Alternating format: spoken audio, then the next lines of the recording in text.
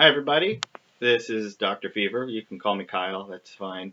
Dr. Fever's fun because if you are a child of the 70s or 80s, you might remember WKRP in Cincinnati, that great TV show sitcom, and there's a guy named Dr. Johnny Fever who was the star of the show in my mind. And anyway, um, welcome. Just me introducing myself and rambling a little bit. I want to really quick just say welcome to the course and introduce you to a couple components of the course that might be that might need some clarification. No one's emailed me too much with a lot of questions, so that's a good sign. But anyway, I thought I'd be a little bit on the clearer side of things rather than leave room for wondering.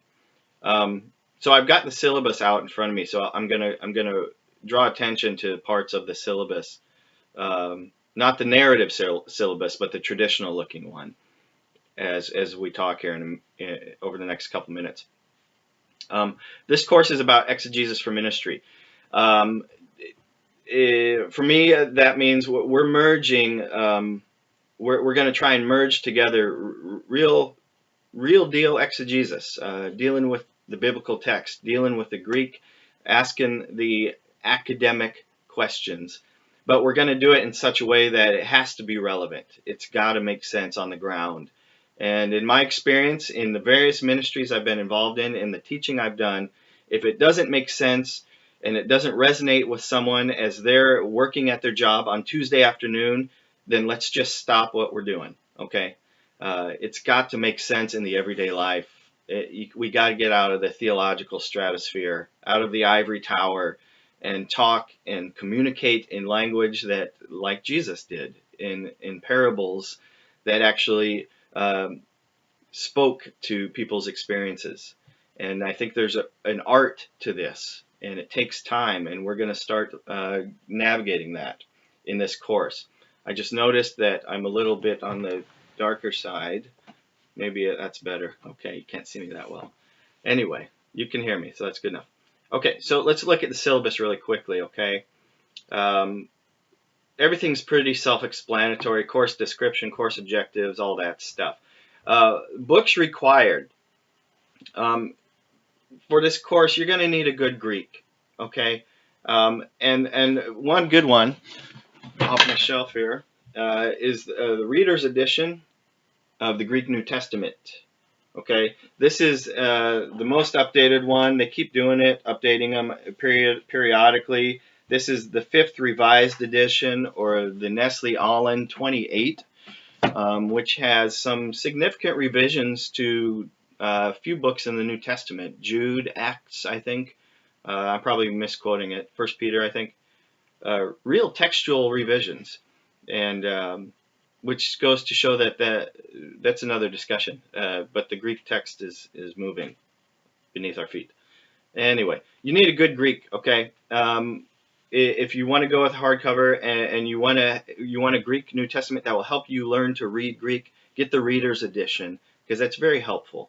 It's got vocabulary words at the bottom, and it helps you parse them even a little bit. So it helps along with the reading. I would recommend that. Otherwise, a good Bible program is helpful also. I'll have more to say about that as we go on in the semester. We don't want to be too reliant on the Bible programs. Things get sloppy, I think, at that point. Okay, next book, Greek for Preachers. We're going to use that intentionally and then also unintentionally. It's a resource, and I'm going to direct you to chapters to read. I'm not going to require you to read them, but it's a good resource that I want you to have. And I think you'll find that you will be reading several chapters from that book as you translate throughout the semester. It's a helpful little book. Other two books, Misreading Scripture. Some of you have started reading that. That's good. That's a great book. And then Warren Carter's book and Scott McKnight's book on Sermon on the Mount. All helpful resources we'll be using. Let's go down a little bit at the bottom of the page. Commentary, you can get a commentary. We're not going to be commentary reliant this semester, but I recommend you get one, so I gave you a few that I think are good. Okay, go to the next page. I think we're on page 3. The work components. Okay, this is the meat of the course will be reading Greek, reading various passages and situating them within Matthew's narrative. And so we're going to be doing a lot with Greek, and that's a good part of your course. Don't sweat yet, okay? I'm going to try my best to figure out where you all are, and then meet you where you're at, not expect you all to be at a certain level, okay? I think that's unreasonable.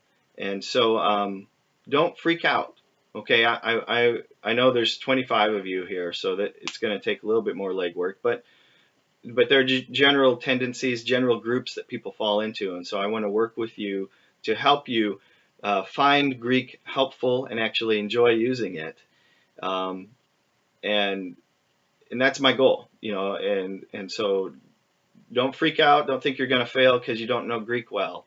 We're going to get you to there, okay? We're going to get you to knowing and wanting to use Greek. And not everyone will at the end of the course. In a perfect world you will, but I know that not everyone will. Hopefully I can change that, so we'll see. But that's the function, the big deal. There'll be a separate explanation of that sort of assignment that you'll be doing every week. It's very basic, translation and exegesis sort of stuff, but we're going to be doing it every week. So be ready for that, and be ready to set aside time for that. Weekly reflection work. Every week, I want you to reflect. Write a paragraph every week and email it to me, okay? This is not for me, it's for you. To sit down and process, okay, what have you done? Where have you been? Where have you struggled? Where have you grown in your learning in terms of exegesis for ministry, in terms of the Gospel of Matthew, all of the above. Now, there will be certain weeks where I will have a directed question that I want you to address related to the reading material. And those will be the first 3 weeks and then a couple weeks towards the end. And that will replace your weekly paragraph for that week, okay?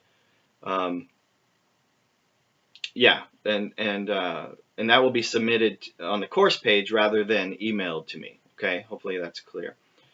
Online participation, it's a funky thing, the online thing, because schedules clash and not everyone can get together, and sometimes the online thing is more helpful for other people than not, and sometimes for some people it's just not helpful, and there you go. So my way I'm going to do that then is to have shorter online blocks, so I'm not eating up a bunch of your time. We can get right to what we need to get to. I'm not going to lecture at you online. I will have videos periodically with some teaching stuff that I will provide for you, but that's different from the online stuff here. So I've scheduled 45-minute blocks on Tuesdays and Thursday evenings for you to kind of find what fits for you. And you can move around. You don't have to pick one and stick with it. Most people do that, but you don't have to. You can select one for 1 week, and if it works another week to do a different time, that's fine. You got to do one per week, though. That's our time to sit and talk about stuff, to get out the questions, to process. And I think that's helpful and important. Some of you have already emailed me about a meeting during the day, and we can do that. So we'll find a time for that. But bottom line, the online participation, pick one time per week that you can do this, okay? And it doesn't have to be the same time every week, but pick one. Final synthesis. This is not an exegesis paper. It's more of a synthesis that pulls together several threads, and I will again have an explanation of that online that you can read that will give you some more details, okay? And then as you go down, there's our schedule that's subject to some change, but hopefully we won't change too much. The basic flow of the class will be this. We're going to spend the first few weeks going through the idea of exegesis, and maybe you've talked about it, maybe you haven't. Maybe you've defined it in other classes, maybe not. We're going to try and do that in this class. We need to do that in this class. And then we're going to get into, since we're focusing on Matthew, we're going to talk about reading the Gospels and how do you go about interpreting Gospels. Then we're going to focus on Matthew in a big picture sense a little bit, get a sense of the flow of Matthew's narrative. And then we're going to go in 2-week chunks, focusing on different parts of Matthew's gospel. We're going to spend 2 weeks on who Jesus is in Matthew's gospel. We're going to spend 2 weeks on the ethics of the gospel, the ethics of the kingdom of heaven in Matthew's gospel.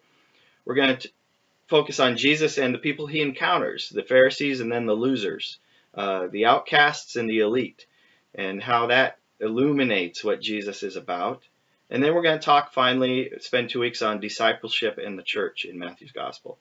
So those are the 4 main blocks we're going to kind of revolve around in Matthew's gospel as we exegete texts for ministry. And that's the basic flow of the course. Very general, very, what am I trying to say? Very simplified, what I just talked through. There's, of course, more complexity to it, but that's basically it.